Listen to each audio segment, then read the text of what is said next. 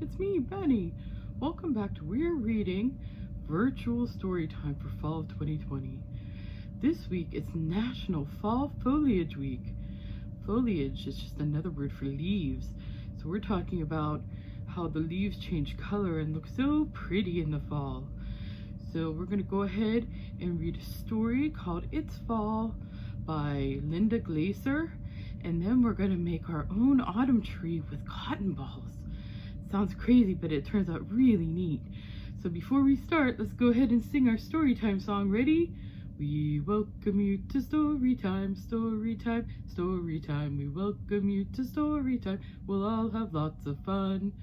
Okay, enjoy your story. It's Fall by Glaser. Cut paper illustrations by Susan Swan.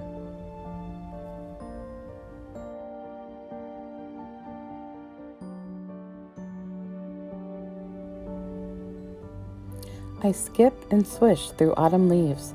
They crunch and crackle under my feet and whoosh and whirl all around me. Red, orange, yellow, gold, and brown. A wind swoops up. More leaves fall down. It's fall. I help rake a big pile of leaves. Whee! I jump in and sink deep. I hide inside. It smells sharp and sweet. Leaves prickle and tickle all over me. I wait and wait.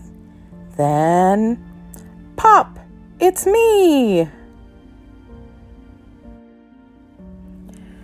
We hear the wild honking of migrating geese as they fly way up overhead in V's. A hawk soars up in a sweeping glide, and there go some monarch butterflies. They're all heading south where it's warm because colder days are coming soon.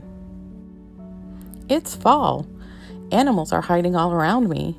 They're getting ready to hibernate in deep sleep. Ladybugs hide in pine cones and under bark and leaves. Earthworms tunnel way down where earth doesn't freeze. Frogs burrow in lake bottoms under the mud. A raccoon finds a safe spot in a hollow log. A chipmunk stores piles of seeds underground. Soon they'll all be asleep for a long time. Gray squirrels scamper around finding acorns and nuts. They'll be awake all winter, so they have to fatten up. It's fall. The air is turning crisp and cold. It's time to wear our warmer clothes. We put on jackets and pants and long sleeves to keep us warm when it turns breezy. The sun goes down so early now. We wait and watch the sky grow dark. We see the great big harvest moon rise up and up and up. Wherever we go, we find flowers and weeds drying out and scattering seeds. We float silky parachutes of dry milkweed. Birds land on our dry sunflowers and eat the seeds. Tall, dry cattails whisper and rattle. Crisp leaves swish and rustle and chatter. It's fall. We collect acorns and pine cones and pretty leaves. I choose a great big pumpkin. We carve a face and roast the seeds. One day in our garden, we dig some holes. We plant crocuses and tulips and daffodil bulbs. I try to picture how they'll look a long time from now when they finally come up. Then one day, I notice that the trees are all bare. Leaves have fallen everywhere. There's an icy chill in the air. Soon, very soon, winter will be here. But right now, it's still fall. I gather handfuls of autumn leaves. I toss them up. They swirl down on me. It's fall, it's fall. I love it all. It's fall. Nature activities to do in the fall. Go to an apple orchard and pick apples. Visit a pumpkin patch and choose a pumpkin. Collect autumn leaves. Place them in an old telephone book. Set some heavy books on top to press and dry the leaves. Make leaf rubbings. Put a leaf under a piece of paper. Use the side of a crayon and rub over the leaf. Notice the different shapes and vein patterns that form on the paper. Collect dry flower seeds and pods from the garden to plant in the spring. If you collect wildflower seeds, only take the ones that are plentiful. Lay seeds out to dry and store them in a cool, dry place until spring planting. Collect garden flowers or wildflowers that are plentiful. Hang them upside down to dry, and when they get stiff, arrange them in a vase. Statice, straw flowers, and baby's breath all work very well. Compare seed pods that you find. Notice the many different ways that seeds travel. Make a seed mosaic. Glue different seeds on a stiff paper or cardboard in a pretty design or picture. In early fall, find a field of milkweed with monarch eggs or monarch caterpillars. Collect a few. Also collect plenty of milkweed leaves to feed them. Watch the caterpillars grow and form chrysalides. Once they emerge, set the monarch butterflies free on a warm, sunny day. If you plant milkweed seeds in your yard, milkweed plants will grow in the spring, and then monarch butterflies may come and lay eggs on them. Plant your favorite flowering bulbs in the yard. After winter, they will grow and bloom. If you don't have a yard, put the bulbs in the refrigerator for 6 weeks. Then plant them inside a pot. Keep them watered and they will bloom in your house. Plant some large cloves of garlic outside. They'll come up in the spring and be ready for you to harvest late next summer. Start a leaf compost pile. Pile leaves in a far corner of the yard. Let the pile sit and decay. If you turn it over, it will decay even faster. In a year or two, it will all be composted and ready to add to your garden. Some fun things to plant in the summer for the fall harvest: gourds, pumpkins, sunflowers. Sunflowers that bloom in the fall if planted in spring: asters, chrysanthemums, dahlias, black-eyed Susans, straw flowers, statice. After dinner, go outside at night with a grown-up. Watch the moon and stars appear. Take photos of one tree all during fall and notice the changes. Follow the migration of animals on Johnny North on the internet, www.learner.org/jnorth. About the author and illustrator. Linda Glaser is the author of many successful nonfiction picture books on natural history subjects. Her books, Spectacular Spiders, Compost, Wonderful Worms, and Our Big Home, an Earth Poem, were all named Outstanding Science Trade Books for Children by the Children's Book Council, National Science Teachers Association. In addition to teaching and writing, she conducts writing workshops for school children and for adults. She lives in Minnesota. For its fall, Susan Swan created 3-dimensional cut paper artwork. First, she selected her papers and then hand-painted them to get the colors and textures she needed to achieve the palette of fall. She then layered the paper to accomplish the dramatic sense of depth that gives life to each piece of art.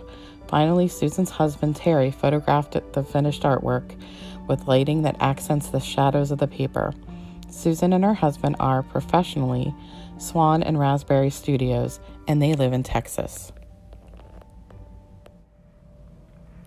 The end. Okay, for our fall foliage craft, we are going to make a cotton ball autumn tree. And remember, foliage is just another name for leaves, and autumn is just another name for fall. And what you're going to need is a tree. I have this template here. These are just all clip art from Google Images, actually. There is a little sunshine that I made here, but the printer's really bad, so kind of got yucky, but it's going to be covered with cotton balls anyway. I just did that for me. So we have that. I have a tray to paint on just because you need cotton balls. I have about 30. You're going to need some glue, which I have right here. I just have the one in the little cup instead of a glue stick or a glue bottle, because I'm just going to dip the cotton balls right in there. I did put paper down just in case. And then you're going to need paints. These are tempera paints I got at Dollar Tree.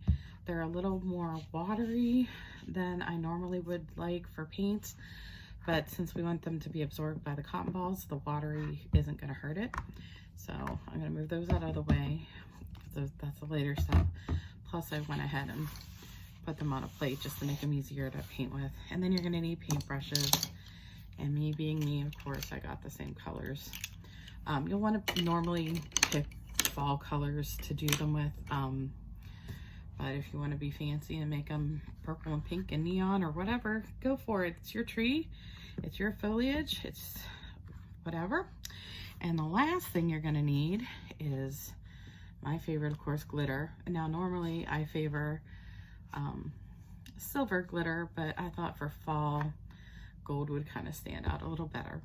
So we'll go ahead and just glue these on the tree. The directions on the Pinterest page I found, which is listed there, says just dip them in the glue and put them on.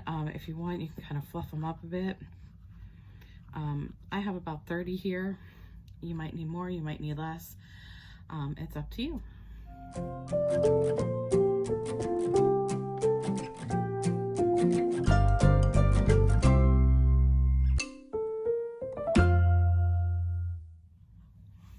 Okay, so I got them all glued on. 30 was just about perfect there. I'm just gonna let these dry for a few minutes and then we'll start to paint. Okay, so it's still a little bit wet, but it's staying on pretty well. So I'm gonna go ahead and start painting. Between the glue and the paint, we should be able to get the glitter to stick on really well. Like I said, I'm using liquid tempera. You could use watercolors. You could even try food coloring, because this would really absorb it a lot. So do what you want. I'm just gonna go ahead, get started. Just dip it in and let it soak in there.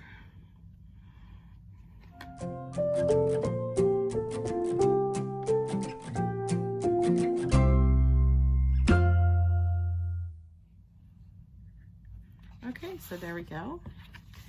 Very fall looking.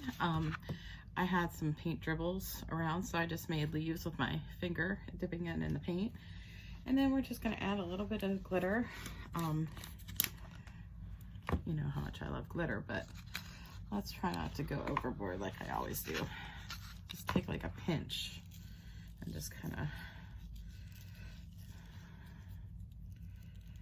do this. Oh, that's pretty. If you overdo it, I guess it will be too much. I don't know, but that's the way it is. And this will dry for us. But you see how the glitter sticks nicely to the paint. And that's our fall tree made out of cotton balls, which I think is really cool. A little messy, but cool. Well, I hope you all enjoyed your fall foliage story time. I hope you liked the book and making your nice fluffy tree. And we'll see you next time on WEIR Reading Story Time. Bye-bye.